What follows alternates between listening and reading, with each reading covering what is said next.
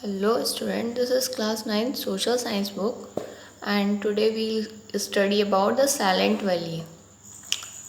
अब हमारा second chapter है साइलेंट वैली। आज हम देखेंगे क्या है। Silent valley is a small forest area of Kerala. ये केरला का एक छोटा सा फॉरेस्ट एरिया है।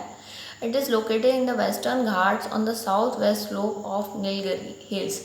ये वेस्टर्न घाट्स के साउथ वेस्ट स्लोप, नीलगिरी के साउथ वेस्ट स्लोप्स में ये फॉरेस्ट है। It's total area is 90 kilometre. इसका टोटल एरिया 90 किलोमीटर है। It is surrounded by high heels on all sides. ये चारों साइड से बड़े बड़े पहाड़ियों से घिरा हुआ है। Due to unapproachable tracts this area is uninhabited. यहाँ पर लोग जल्दी नहीं पहुँच पाते, इस वजह से यहाँ की जो वेजिटेशन वगैरह है, जानवर हैं, वेजिटेशन वैल्यूएबल, बहुत मतलब एक खजाना टाइप का है यहाँ। The Kunthipuzha river flows from the centre of Silent Valley. और इसी साइलेंट वैली के सेंटर से एक कुंती पूजा रिवर बहती है। The Kerala electricity board want to produce hydro electricity by constructing a dam on the Kunthipuzha river. जो केरला इलेक्ट्रिसिटी बोर्ड था वो हाइड्रो इलेक्ट्रिसिटी प्रोड्यूस करना चाहता था इस डैम के ऊपर, इस रिवर के ऊपर एक डैम बनाकर। This proposal has given rise too much environment debate. और ये प्रपोजल एनवायरमेंट डिबेट के लिए एक बहुत ज़्यादा फेमस हुआ। The department of environment in the central government has asked the Kerala government.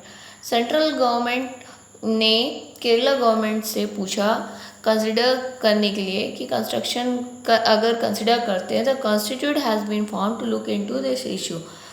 तो इसके लिए एक कमेटी बनाई गई कि क्या नुकसान होंगे। According to a report of this committee, तो इस कमेटी ने द साइलेंट वैली के लिए बताया कि is a homeland of certain unique types of vegetation and forest animal. जो साइलेंट वैली है वो हमारे यहाँ के बहुत सारे डिफरेंट टाइप्स ऑफ वेजिटेशन और फॉरेस्ट एनिमल का एक होमलैंड है। The equatorial rain forest of this area are safe only in the absence of human disturbance.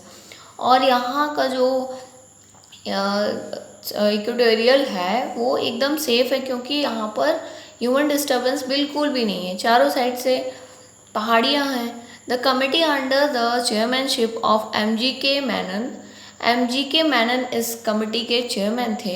इन्होंने रिकमेंड किया कि no dam should be constructed as it will be irreversible loss to the environment. क्योंकि इसकी वजह से हमारे environment को loss हो सकता है अगर वहाँ पर डैम बनाया जाता है। तो the silent valley was declared a national park इन 1985।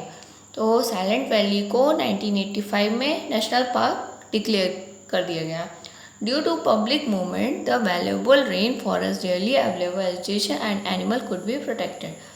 और जो लोगों की वजह से यहाँ पर वेजिटेशन और एनिमल बच गए।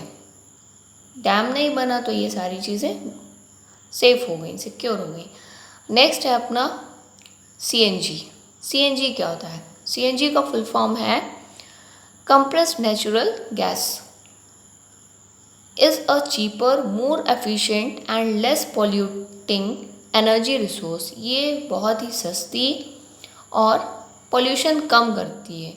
विच इज़ यूज़फुल फॉर व्हीकल्स के लिए ये यूज़फुल होता है gas. CNG is less polluting than diesel. Keeping in mind its benefit, the Delhi high court has ordered the use of CNG। Diesel से कम होता है इसमें पोल्यूशन।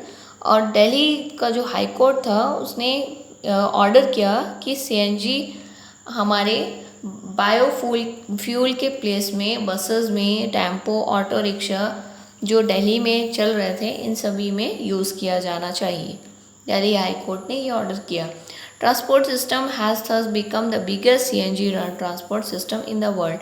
और दिल्ली का जो ट्रांसपोर्ट सिस्टम है वो पूरे वर्ल्ड में सबसे बड़ा ट्रांसपोर्ट सिस्टम CNG का बन गया। Air pollution has decreased. Air pollution भी कम हो गया इसका यूज़ करने से। In Delhi after the use of CNG का यूज़ करने से एयर पोल्यूशन कम। Now it is the idea of using CNG for other purpose is under consideration.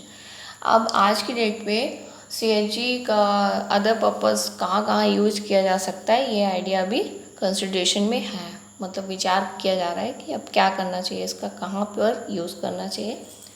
Okay, upon next class में देखेंगे efforts for water conservation. Okay, thank you.